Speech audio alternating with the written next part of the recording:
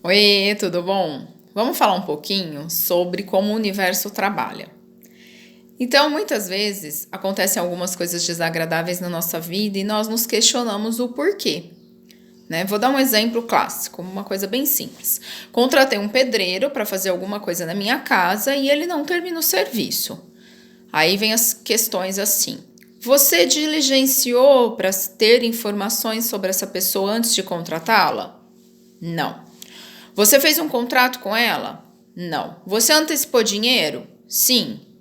Então, quer dizer, fica um pouquinho complicado resolver essa situação depois, né? Como que você vai achar essa pessoa novamente? Como que você vai conseguir cobrar dessa pessoa que ela faça o trabalho que ela se propôs a fazer, né? Tá. No meio do direito existem algumas formas de você ir atrás disso, mas eu não tô querendo falar sobre o meio do direito, eu tô querendo falar sobre o desgaste emocional que isso vai gerar para você, tá?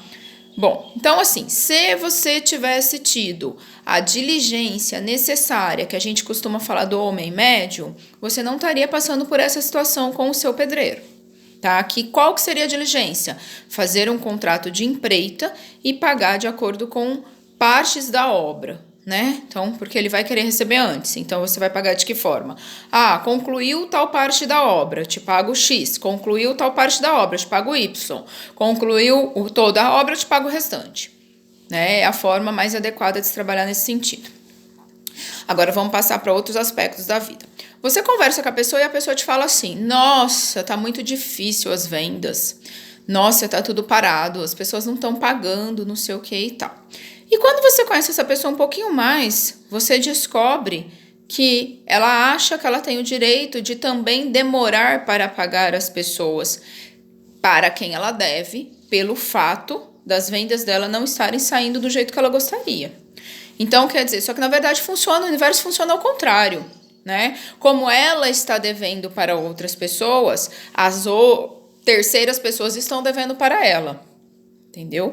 E enquanto ela continuar devendo para as outras pessoas, essas pessoas aqui vão continuar devendo para ela e vão continuar não comprando as coisas dela.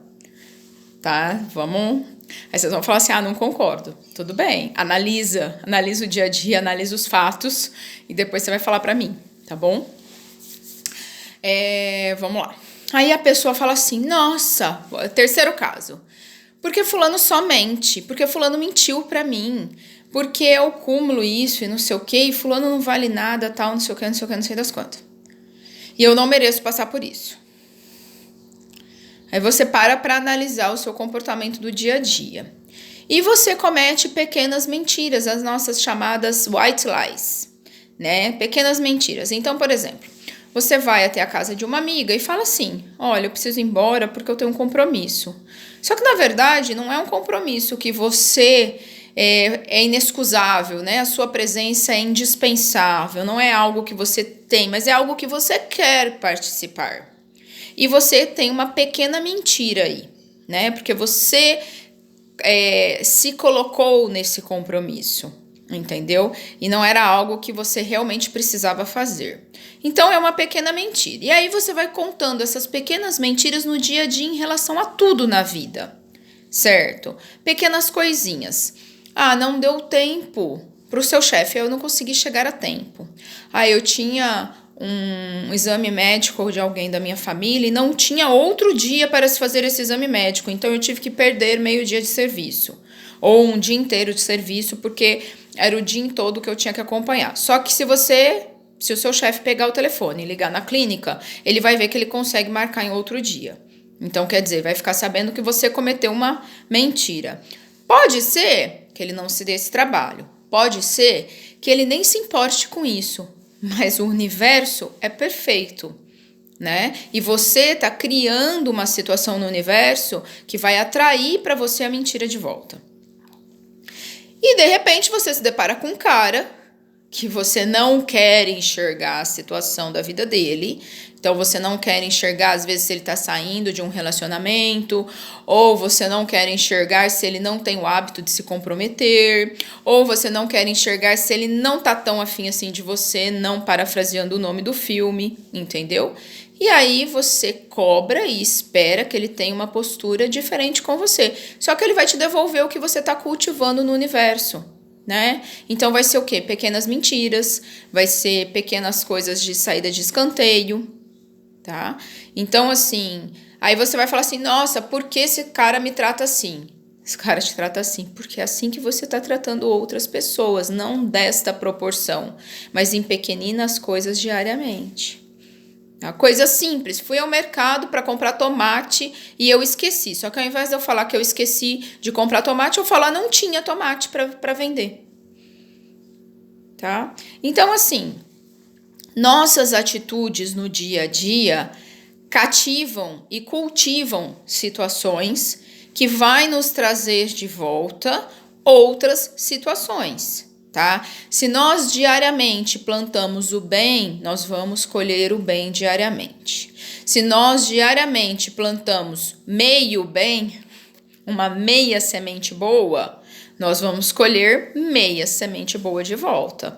E se nós, sem nos darmos conta, plantamos alguma coisa desagradável, vamos colher coisas desagradáveis também de volta. Tá? O universo é perfeito, as leis do universo são perfeitas. Quer você acredite num ser superior, que eu chamo de Deus, quer você não acredite. Continua funcionando da mesma forma, tá?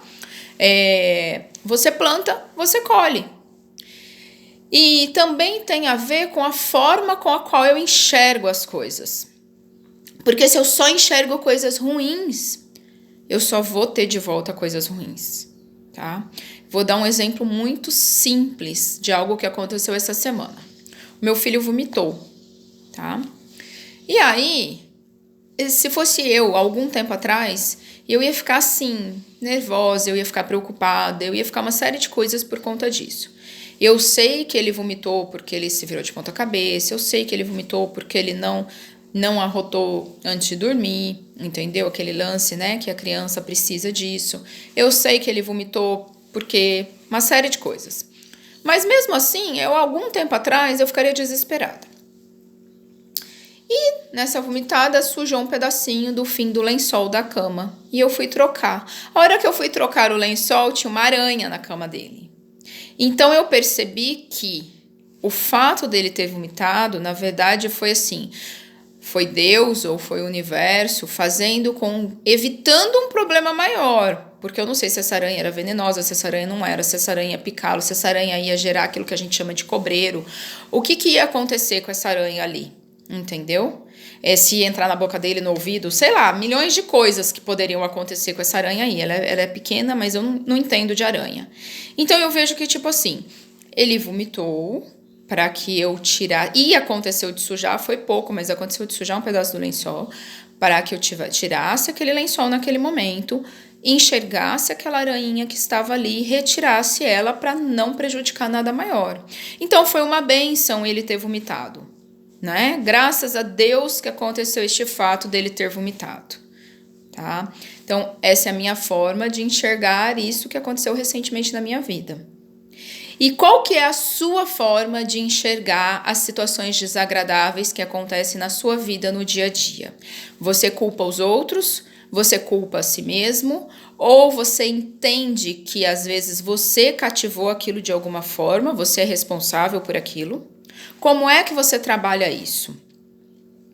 Você trabalha com gratidão, algumas coisas desagradáveis que acontecem, ou você se revolta?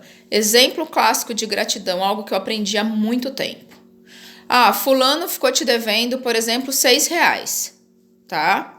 Fulano ficou te devendo R$6, e aí você pensa assim, poxa vida, esses R$6 estão me fazendo falta, né? Eu tomei prejuízo. É um preço muito pequeno para você descobrir que você não pode confiar naquela pessoa. Então, é um valor muito baixo para você, que te serviu de lição, para você descobrir que aquela pessoa não serve para fazer parte da sua vida, entendeu? Então, assim, graças a Deus que o fulano ficou te devendo R$6. Graças a Deus que aconteceu um problema assim, porque você conseguiu descobrir a tempo quem era aquela pessoa e se libertar daquilo.